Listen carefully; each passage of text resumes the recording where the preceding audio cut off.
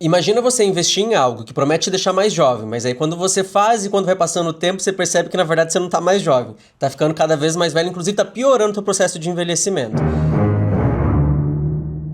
Então, esse famoso botox preventivo, ele não existe. E é isso que eu quero desmistificar aqui com vocês. Meu nome é Ivan Silva, eu sou médico dermatologista em Porto Alegre e eu estudei muito essa toxina botulínica como esse método preventivo que todo mundo fala e isso não existe na literatura médica, gente. Então hoje eu quero explicar para vocês, com base em ciência, como realmente a toxina botulínica ela age na nossa musculatura e no nosso processo de envelhecimento. Então a primeira coisa que você precisa entender é que o termo botox ficou conhecido como qualquer aplicação de botox, de toxina botulínica, mas na verdade o botox é só uma marca.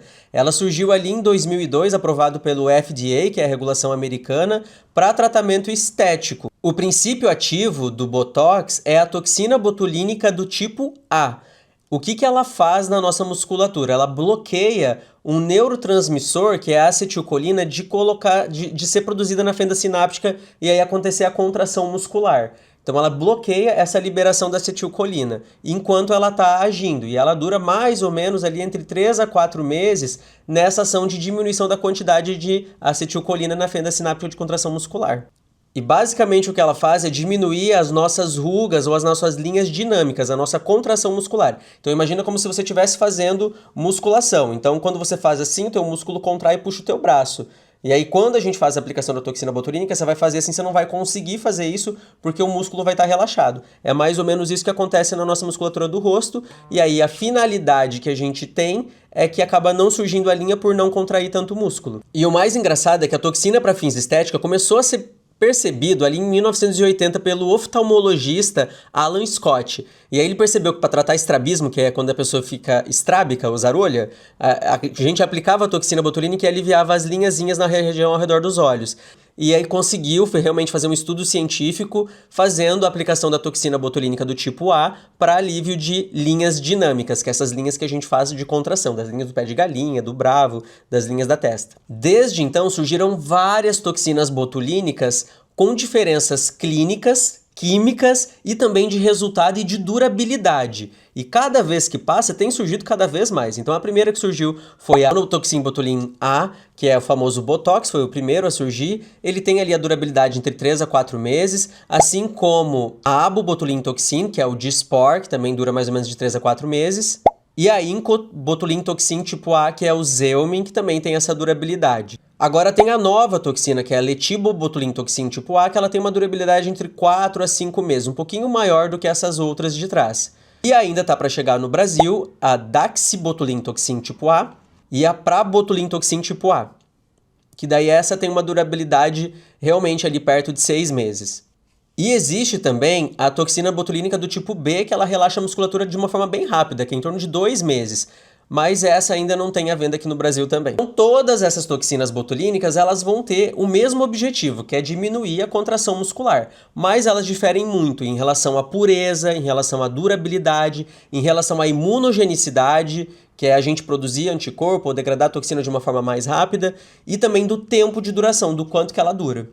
Por exemplo, o Xeomin e o Daxxify têm menos risco imunogênico porque eles têm menos proteínas complexantes. Agora que você já entendeu um pouco sobre o Botox, a toxina botulínica, eu quero explicar para vocês como funciona esse Botox preventivo. O que ninguém te conta sobre isso? Mas a ideia parece ser bem lógica, ou seja, quando você faz a aplicação, ela diminui a ruga dinâmica, que é aquela que a gente movimenta, e a longo prazo vai fazendo com que essa ruga dinâmica que não está se mexendo não fique estática. Aí todo mundo que te vende o Botox vai falar assim, você tem que fazer o Botox porque ele não vai fazer uma fratura dérmica, ou seja, de tanto você fazer, a tua musculatura não vai contrair, não vai fazer aquela linha.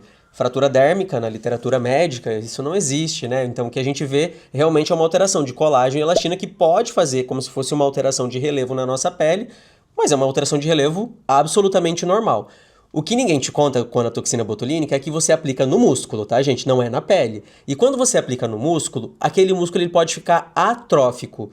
Ou seja, quando você faz musculação, você faz para ficar hipertrofia. O músculo cresce. Quando a gente aplica a toxina, o músculo ele faz uma atrofia. Ele diminui. E se a gente usa o músculo, por exemplo, para levantar a sobrancelha, e a gente aplica nesse músculo aqui, ele não vai mais conseguir levantar. E aí, o que vai acontecer a longo prazo? Você vai aumentar a flacidez da tua pele e da pálpebra.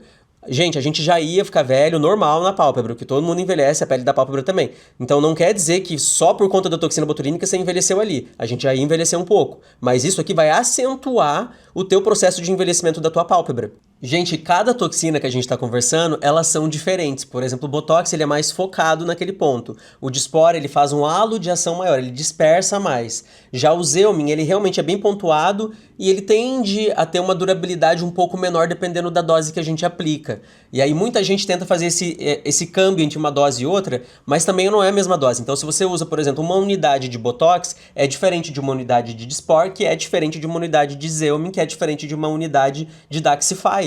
E isso ninguém te conta também, são coisas totalmente diferentes. Esse tipo de informação muda totalmente o teu resultado a longo prazo.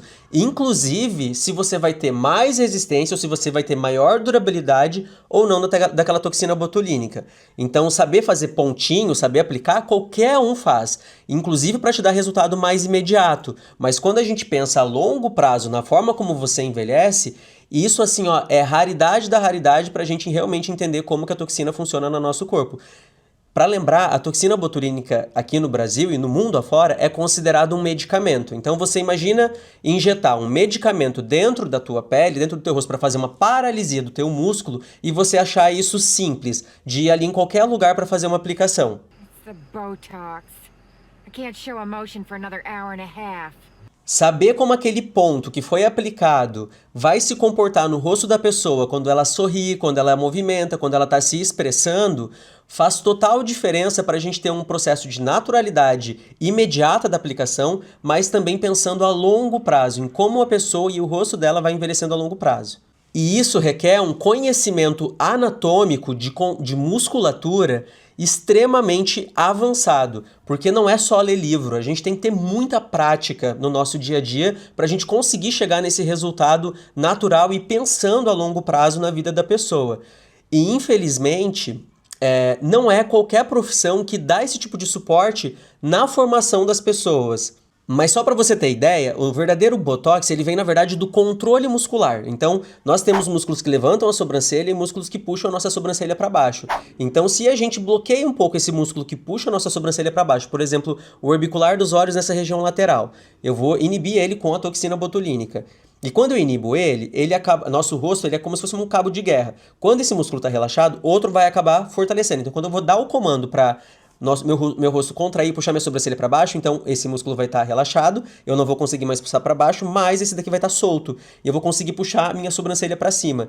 Isso a longo prazo faz com que eu faça uma força no músculo que levanta a minha sobrancelha e diminua a força no músculo que puxa a minha sobrancelha para baixo. A mesma coisa vale para algumas pessoas que têm contração aqui na região do platisma, que é esse músculo que vem aqui da clavícula, ele sobe, se insere aqui nessa área e vem aqui para trás e vira o famoso ismás, que é como se fosse um tendão que a gente tem aqui nessa região lateral do nosso rosto.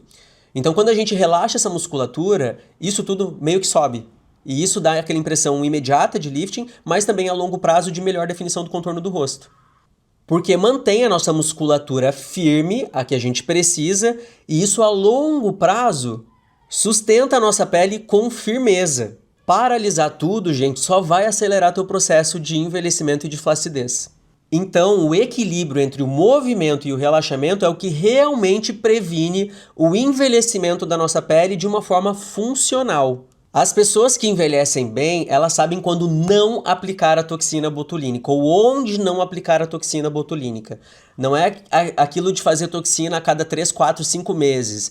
É talvez planejar a forma como você vai fazer essas aplicações ao longo da tua vida. A estética médica não é apagar os sinais do envelhecimento, é controlar o ritmo como esse envelhecimento vai chegar na tua pele. Se esse vídeo te ajudou a entender que Botox preventivo não é realmente o que parece, curte o vídeo, se inscreve no canal e ativa o sininho, porque isso me ajuda a trazer conteúdo para vocês com ciência e sem modismo.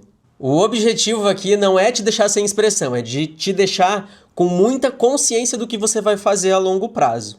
E me conta aqui se você já fez aplicação de Botox ou se já viu alguém que fez Botox e que ficou pior do que estava antes. Beijo!